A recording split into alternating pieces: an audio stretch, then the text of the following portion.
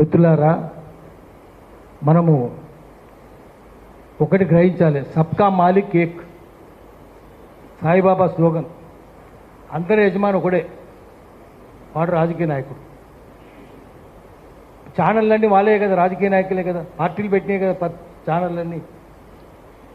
కొన్ని తెలుగుదేశంవి, ఈనాడు, జ్యోతి, ఇవన్నీ తక్కిన పత్రికలన్నీ అనేక ఛానళ్ళు, ఎక్కువ ఛానళ్ళు తెలుగుదేశంవి, చంద్రబాబు నాయుడువి, కొన్ని బీజేపీవి, కొన్ని కాంగ్రెస్వి, కొన్ని టీఆర్ఎస్వి.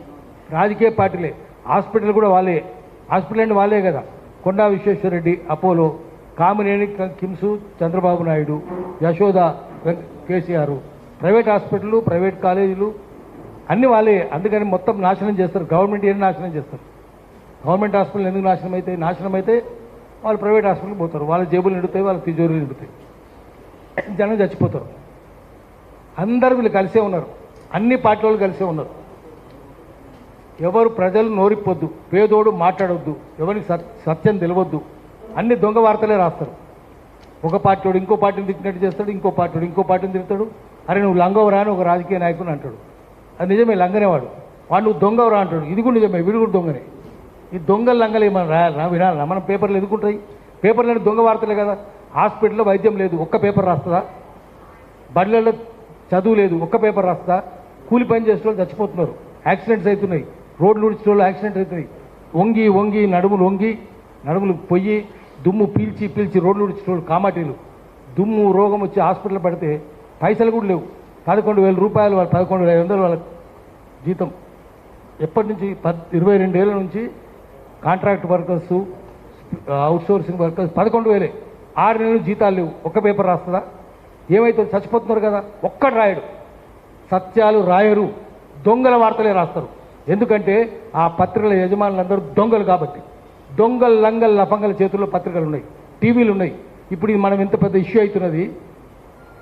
వాక్ స్వాతంత్రాన్ని దెబ్బ కొడుతున్నారు, రాజ్యాంగాన్ని ఉల్లంఘిస్తున్నారు పోలీసులు. ఒక్క పేపర్ వచ్చిందా ఇక్కడికి? ఒక్కడు వచ్చిందా? ఒక్కటి రాలే. ఎందుకు రాలేదంటే జర్నలిస్టులు ఏముంది, ఏం లేదు. యజమానులు దొంగలు కదా, మరి జర్నలిస్టులు దొంగలకు సద్దులు మోసే లంగలు కావాలి. వాళ్ళు ఏది చెప్తే అది చేయాలి. ఈయన వార్తలు రానే రావు, ఒక్కటి రాదు. ఈ పక్కనే ఉంది కదా, ఈనాడు ఎదురుగానే ఉంది కదా, ఎందుకు రావు వార్తలు? వాళ్ళు జర్నలిస్టులు ఎందుకు రారు ఇక్కడికి? ఎందుకు రాయరు వాళ్ళు? అందుకనే శ్రీశ్రీ చెప్పిండు, పెట్టుబడికి కట్టు కథకు పుట్టిన విషపుత్రికలు ఆంధ్ర దిన పత్రికలు అన్నాడు. పత్రికలు గోరంతలు కొండంతలు చేస్తాయి, కొండలు గోలుకొండలు దాచేస్తాయి. చెప్తురా లేదు. ఎందుకంటే ఆ పత్రికలు కొండలు, గోలుకొండలు, మణికొండలు, హనుమకొండలు మింగే అనకొండలు, అంత మాఫియానే కదా. అన్ని చేతులు, land mafia, sand mafia, mine mafia, wine mafia, వాళ్ళ చేతుల్లో టీవీలు, పత్రికలన్నీ ఉంది. మాఫియా చేతులు ఉంది. మీడియా అంటే మాఫియా. చలపతిరావు గారు ఏం చెప్పినట్టు తెలుసు. చలపతిరావు గారు నెహ్రూ పెట్టిన పత్రిక ఎడిటర్, ఫ్రీడమ్ ఫైటర్, బ్రహ్మచారి, జైలుకు పోయిండు, నిజాయితీగా పనిచేసిండు, నేషనల్ ఎడిటర్. ఆయన ఏం చెప్పిండంటే, freedom of press is freedom of owner of printing machines. అత్యంతర యజమానిదే పత్రికా స్వాతంత్రం. Every printing machine owner is invariably owner of a textile mill, jute mill or జూటా మిల్. పత్రికలు అబద్ధాలు సృష్టించే మిల్లులు, జూటా మిల్లు అన్నాడు. ఆ రోజులు అన్నాడు, 1961లో అన్నాడు. Journalism has become toasting, feasting and feting job. Toasting మందు, ఫీస్టింగ్ విందు, ఫెటేయింగ్ వినోదం. FET fete, college fete, annual fete ఉంటుంది కదా, 3. ఇప్పుడు మంచి ప్రెస్ క్లబ్ వస్తే ఏముంటుంది? మందు బారుతూనే ఉంటుంది, వరద లెక్క బారుతుంది. మరి ఈ ఇంకో మాట ఏం చెప్పిందంటే, నో బడి రైట్స్ ఎడిటోరియల్స్. ఏ సంపాదకుడు సొంత అభిప్రాయాలు రాయడు. Everybody rights ప్రొప్రైటోరియల్స్. యజమాని అభిప్రాయాలు రాస్తారు. యజమానులంతా దొంగలే. మరి ప్రజలకు సత్యాలు ఎక్కడ తెలుస్తాయి? తెలియదు. సోషల్ మీడియా ద్వారానే తెలుస్తున్నాయి. సోషల్ మీడియానే ఉన్నది వస్తున్నది. ఊరు సమస్యలు, జిల్లా సమస్యలు, అడవి సమస్యలు, చెంచులు గోండులు చంపుతుంటే ఎవరైనా రాస్తుండ్రా? మరి సోషల్ మీడియానే వస్తుంది. భద్రాచలంలో పోలవరం కడితే 2 లక్షల మంది కోయిలు కోట్లెట్టి నిర్వాసన అవుతున్నారు. ఎవరు రాసినారు? ఒక్క పేపర్ రాయలేదు. ఆఖరికి బీజేపీ వాళ్ళు కడుతున్నది, సెంట్రల్ గవర్నమెంట్, వెంకయ్యనాయుడు, చంద్రబాబు నాయుడు కలిసి పోలవరం కట్టిస్తుండ్రు. వాళ్ళు ఢిల్లీలో కూర్చొని జై శ్రీరామచంద్ర మహారాజ్కి జై అంటారు. ఇక్కడేమైంది? ఆ బ్యాక్ క్వార్టర్స్లో నవగ్రహాలయం మునిగింది, ఆంజనేయ స్వామి గుడి మునిగింది, కళ్యాణ కట్ట మునిగింది, పర్ణశాల మునిగింది, సీతమ్మ వారి చీర ప్రాంతం మునిగింది. 5 పవిత్ర స్థలాలు మునిగినాయి. ఇంకా 10 అడుగులు పెడితే రామదాస్ ధ్యాన మందిరం మునుగుతుంది, గుడి కూడా మునుగుతుంది. గుడి మునుగుతుంది. 2 లక్షల మంది కోయిలు కొండలెడ్లు నిర్వాసితులు అవుతారు. వాళ్ళు చచ్చిపోతారు బయటకు వస్తే. ఒక్కరు రాస్తుండ్రా? ఒక్కరు రాయరు. మన వెలుగుమట్ల ఎవరు రాసిండ్రు? దాదాపు 1000 గుడిసెలు, అంటే 4-5 వేల మంది. వాళ్ళందరూ ఎవరు? ఎస్సీలు, మాలమాదిగలు, చెంచులు, దూదేకులు, పేదోళ్ళు కదా. 10-12 ఏళ్ళ నుంచి అక్కడ ఉంటే వాళ్ళని కూల్ చేస్తే ఒక్కరు రాసిందా? మళ్ళీ సోషల్ మీడియానే రాసింది. ఏమైంది మీకు? ఎందుకు మాట్లాడరు? మెయిన్ స్ట్రీమ్ మీడియా కాదు, అది గటర్ స్ట్రీమ్, మురికి కాలం. అదంతా మురికే ఉంటుంది. అంటే కంపు వార్తలండి, మంచి వార్తలు ఉంటాయి అదంటే. ఆ పేపర్ చదివినోడు ఇంగ్లీష్లో ఏం చెప్తారంటే, more you study more you become foolish. ఎక్కువ చదువుకున్నాడు ఎక్కువ మురుకుడు అవుతాడు అంటారు. ఎవరి గురించి అన్నది? ఆ పత్రికలు చదివేవాని గురించి. పత్రికలు చదివితే నిజంగా ఎక్కువ మురుకుడు అవుతాడు. దాన్ని మానేస్తేనే బుద్ధి ఉంటుంది. చెప్పాలి వానికి. పత్రికలు చదివేటోడు ఏం మాట్లాడతాడు? చిన్నప్పుడు మనం చదువుకునేది బల్బు కనిపెట్టింది ఎవరు? Thomas Edison Alva. పత్రికలు ఏం రాసిండ్రు 20 ఏళ్ళ కింద? ఎడిసన్ నెల కాదు, చంద్రబాబు కనిపెట్టినని రాసింది. ఆ తర్వాత ఏం రాసిండ్రు? మళ్ళీ 5 ఏళ్ళకి వస్తే ఎవరు కనిపెట్టిండ్రు? అది రాజశేఖర్ కనిపెట్టిండు. మళ్ళీ తర్వాత 5 ఏళ్లకు ఎవరు కనిపెట్టినరా? కేసీఆర్ కనిపెట్టిండు. మళ్ళీ 10 ఏళ్లకు ఎవరు కనిపెట్టిండ్రు? బల్బు రేవంత్ రెడ్డి కనిపెట్టిండు. ఇవే కదా వార్తలు దాంట్లో ఉండేది. సత్యాలు ఉంటాయా? ఉండయి. అమెరికా కనిపెట్టింది కూడా అప్పుడు చంద్రబాబు అంటారు, ఇప్పుడు రేవంత్ రెడ్డి అమెరికా కనిపెట్టినట్టు. పిచ్చి వార్తలే ఉంటాయి. అందుకని పత్రికలు చదువుకున్నాడు మూర్ఖుడైపోతాడు, బేకూఫ్ అవుతున్నాడు. పత్రికలు చదవద్దు, వేరే చదువుకోండి. సోషల్ మీడియా చూడండి, దీంట్లో వార్తలు ఉంటాయి. మీ ఊరు వార్తలు ఇక్కడనే ఉంటుంది. సిరిపురం అనే ఊరు ఉంది ఇక్కడనే. సిరిపురంలో బ్లాస్ట్ చేసి అందరు ఎమ్మెల్యేలు కలిసి, ఎంపీలు కలిసి, దొంగ రాజకీయ నాయకులు అందరూ కలిసి ఊరంతా నాశనం చేస్తుంటే, బ్లాస్టింగ్ చేస్తుంటే, క్వారీయింగ్ చేస్తుంటే దానికి పర్మిషన్ లేవు. పొల్యూషన్ కంట్రోల్ బోర్డు లేదు, ఎవరి పర్మిషన్ లేవు. జనం ఊర్లలో పడి జనం చచ్చిపోతుంటే, మొత్తుకుంటుంటే ఒక్క పేపర్ రాసిందా? సోషల్ మీడియానే రాసింది. ఇంకెవ్వడు రాయడు వార్తలు. జనానికి సంబంధించిన వార్తలు uranium corporation of India limited వాళ్ళు వచ్చి, యూసీఐ వాళ్ళు వచ్చి నల్లమల్లో తవ్వుతుంటే, యురేనియం తవ్వుతుంటే దానివల్ల ప్రమాదం ఉంటుంది. ఇప్పటికే ఉస్మాన్ సాగర్, హిమాయత్ సాగర్లో యురేనియం అవశేషాలు ఉన్నాయి, రేడియో యాక్టివ్ మెటీరియల్ ఉంది, అణుధార్మిక పదార్థాలు. ఇప్పుడు దీనివల్ల ఎక్కువ అవుతుంది, మనుషులు చచ్చిపోతారు, చెంచులు తరిమేస్తారు అక్కడ అని పెద్ద ఆందోళన చేసినాం. పాపం ఊసా చచ్చిపోయింది, ఊసామేశ్వరరావు, ఆయన, నేను, బాలగోపాల్, పృథ్వీ కూడా వచ్చింది. అందరం తిరిగితే ఒక్క పేపర్ రాయదు. అప్పుడు సోషల్ మీడియా యాక్టివ్గా లేదు. కానీ రాసిర్రా? ఎవరు రాయలేదు. జనం సమస్యలు ఎవరు రాయడు. వాళ్ళు దొంగలకు సద్దులు మోస్తారు, వార్తలు రాయరు. ఒకవేళ రిపోర్టర్స్ రాయాలనుకుంటే వాళ్ళు ఉద్యోగం నుంచి తీసేస్తారు. 2-3 సార్లు రాస్తే తీసేస్తారు, 8 కూడా తీసేస్తారు. ఎందుకుంటారు? ఉండరు కదా. నిజం రాస్తే సమస్యనే. ఇంతకుముందు మిత్రులు పాట చెప్పిండు, శ్రీశ్రీ చెప్పినట్టు 2-4 గంటే జైలు నోళ్ళు తెరుస్తాయి, గుండ్రాలు విసురుతారు. ఇంకోటి, మీరు సత్యాలు రాస్తే జనానికి తెలివి వస్తుంది. జనానికి తెలివి వస్తే ప్రభుత్వం ఏం నమ్ముతుందంటే, జనానికి తెలివి వస్తే శాంతి భద్రత విఘాతం కలుగుతుంది. కాబట్టి సత్యాలు రాయకూడదు. చదువు కూడా రావద్దు. చదువు కూడా శాంతి భద్రతకు విఘాతమే. కాబట్టి చదువు రావద్దు. చదువు వస్తే వాడు ఫుల్ మందు కొట్టాలి, గంజాయి తినాలి, దొంగ పనులు చేయాలి. గంజాయి అందుకే ఏ ఊర్లో పోయినా మందే, ఏ ఊర్లో పోయినా గంజాయే. ఆఖరిగా రూపారెడ్డిని చంపింది కూడా గంజాయి పోరగాలే కదా. పోరగాలు తాగుతున్నారు, చిన్న హై స్కూల్ పిల్లలకు గంజాయి అలవాటు చేసి, మత్తు అలవాటు చేస్తున్నారు. ఎందుకంటే వాడు ఏ తప్పు వాడు గవర్నమెంట్లో ఉన్నవాడు దొంగ పనులు చేస్తుండాలంటే జనానికి తెలివి ఉండొద్దు. తెలివి ఉంటే వాడు మందు కొట్టాలి, మత్తులు ఉండాలి, తాగాలి, తూగాలి, ఇంకా వేరేది లేదు. అందుకని ప్రభుత్వం చాలా దొంగల రాజ్యం ఉంది.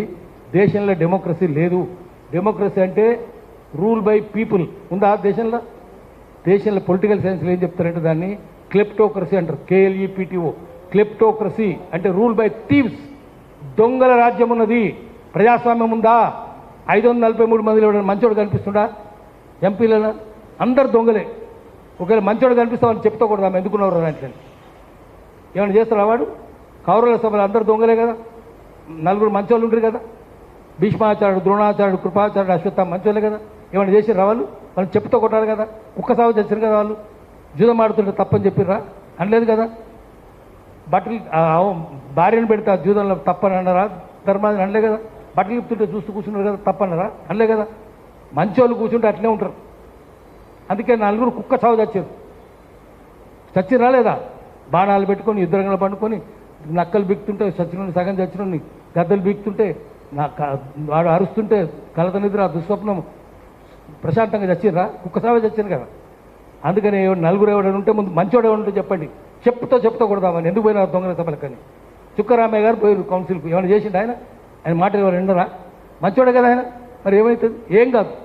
అందుకని పార్లమెంట్ను సంస్కరించాలి, అసెంబ్లీని సంస్కరించాలి. ఎవడైనా దేశంలో ప్రజాస్వామ్యం ఉండని నా మిత్రుడు అంటాడు, అటు నా శత్రువు అంటాడు. శత్రువు అంటే ప్రజాస్వామ్యం ఉందని అటు బద్మాష్ కాడు, దొంగలకు సాతులు మోసే లంగవాడు, వాడు బద్మాష్. మిత్రుడు అంటే బేకు. దేశంలో ప్రజాస్వామ్యం లేదు, చోరతంత్రమే ఉంది, జనతంత్రం కాదు. అందుకని ప్రజల్ని మేల్కొల్పాలి. మనము మేల్కొల్పే ప్రయత్నం సోషల్ మీడియానే చేస్తుంది. అదేమో మందు కొట్టించి జోకొడుతుంది పత్రికలన్నీ. అందుకని వాళ్ళు ఇక్కడికి ఎవరు రారు. ఇంకా మనం మాట్లాడుకోవడం చాలా ఉన్నది, ఒక్కరు కాదు, ఎంతమంది జరుగుతుందో చూస్తున్నాం మనము. అన్ని పార్టీలు దొంగ పార్టీలే ఉన్నాయి. మళ్ళీ మనం ఓ ప్రత్యామ్నాయం సృష్టించాలి. పృథ్వీరాజ్ లాంటి వాళ్ళు, రఘు లాంటి వాళ్ళు, ఇట్లా వీళ్ళందరూ ముందుపడి ఒక ప్రత్యామ్నాయం సృష్టించాలి.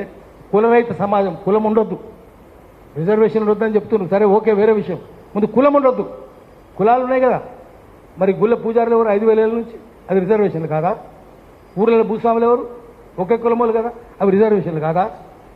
ఏ రకమైన రిజర్వేషన్లు ఉండొద్దు. ముందు మీ రిజర్వేషన్ రద్దు చేయండి. మా దళితులకు కూడా గుళ్ళ పూజారు పదవి ఇవ్వండి. ఎందుకు 5,000 ఏళ్ళ నుంచి మీరు కదా ఉన్నది, ఇస్తుండ్రా? గుళ్ళకి ప్రవేశమే లేదా? పూజారి పదవి ఎక్కడ ఉంటుంది? పూజారి కులం ఎక్కడ ఉంటుంది? ఏముండదు. అందుకనే కుల వ్యవస్థ రద్దు చేయాలి. కులం చెప్పి ఎవరైనా తోక పెట్టుకుంటే కూడా అన్నారు, ఎందుకు రాని, ఎందుకు పెట్టుకున్నామని చెప్పాలి. కమ్యూనిస్ట్ పార్టీలు కూడా అడగాలి, నువ్వు సుందరయ్య వారసునివేనా? సుందరయ్య వారసు తీసేసుకుంటు కదా, కులం లేదు మతం లేదు. ఆయన భార్య ముస్లిం లీలా అంటున్నారు, మరి ఆయన కులం లేదు మతం లేదు, నువ్వు ఇంకా తోకలు ఎందుకు పెట్టుకుంటున్నారు? అందుకనే మనం గట్టిగా ప్రశ్నించాలంటే దేశంలో కొత్త రౌరడి రావాలి, ప్రజాస్వామ్యం రావాలి, దొంగల రాజ్యం పోవాలి, చోరతంత్రం పోయి ప్రజాతంత్రం తెచ్చుకోవాలి. అప్పుడే ఇవి ఉంటాయి. ఇంకా కేవీఆర్ రెడ్డి అక్కడ ముందుకు రా. కేవీఆర్, నువ్వు యోధుని ముందు ఉండాలి. ఇటు కూర్చో ధైర్యంగా, ఇగో ఇటు రా, దగ్గర రా. ఎంత ఫైట్ చేస్తే కేవీఆర్ని అట్లా తీసుకుపోతారా?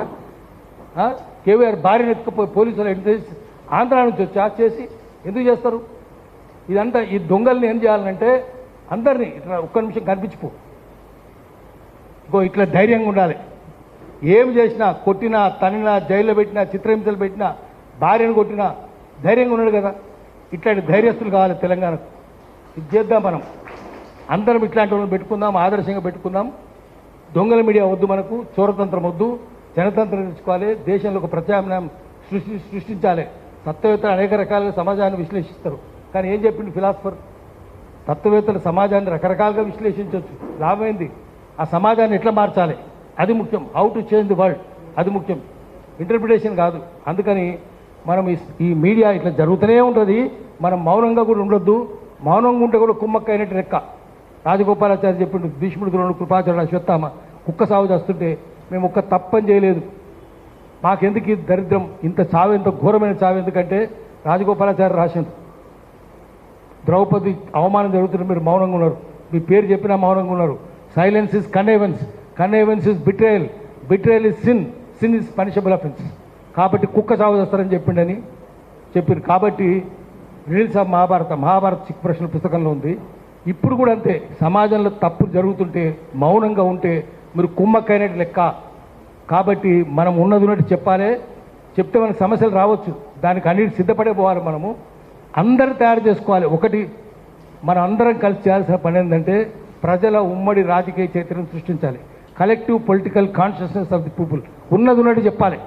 దానికి చైతన్యం కావాలి. తర్వాత ఆ చైతన్యం ప్రజలు పోరాటాల దిక్కు తీసుకుపోతారు. దానికి సంఘీభావం, ఒకరికొకరి మధ్యన సంఘీభావం. ఒక జర్నలిస్ట్కి అన్యాయం జరిగితే 10 మంది వచ్చి చేరాలి. ఆయనకి ఏ కష్టం వచ్చినా మనం మీ ఎంట ఉంటామని చెప్పాలి. నీ ఎంట మేము జైలుకైనా వస్తాం, నీ ఎంట మేము నరకానికైనా వస్తాం, నీ ఎంట ఉంటామని చెప్పి ధైర్యం కలిగించాలి. అప్పుడే సమాజం ముందుకు పోతుంది. లేకపోతే దొంగల రాజ్యమే ఉంటుంది. దొంగల రాజ్యాన్ని తరిమేయడానికి మనమే ముందు పోదాము. ఆ తర్వాత మనం పోతుంటే, ఒకరొకరు పోతుంటే అందరు వస్తారు. ఆమె అకేలే చెల్తే రాహి, మన దారిలో ఒంటరిగా పోతూ పోయినా జనం వస్తూ పోయినరు, పెద్ద సైన్యం తయారైంది, మేము గెలిచినామని చెప్పి పాట ఉంది. అందుకని మనం పోతూ పోదాం, మెల్లమెల్లగా అందరూ వస్తారు, పెద్ద సైన్యం తయారవుతుంది, మనం సమాజాన్ని మార్చొచ్చు. దానికోసం నేను వెంటుంటానని చెప్పి నేను మాటిస్తున్నాను. నమస్కారం.